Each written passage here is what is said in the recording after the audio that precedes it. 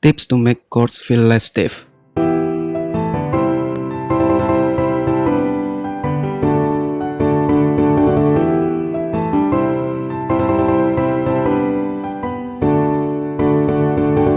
First, open your favorite piano plugin. I'm using Nexus Grand Piano, but yeah, you know, it's all I have. Go to the piano roll and start creating a chord progression like usual. I'll be making it this way. I might create chord progression like this. Of course, this is super basic, but we'll modify this progression chords. First, let's focus on this part. You can create a staccato effect like this.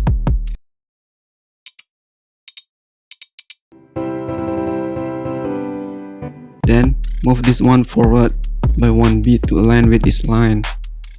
Now, fill in the empty space with the notes like this, or add whatever you want, you know, use your imagination. Maybe like this. I'll add a melody on top. I don't wanna make it complicated, guys.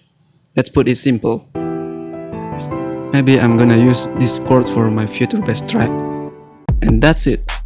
That you can see, this is a new account with 0 followers.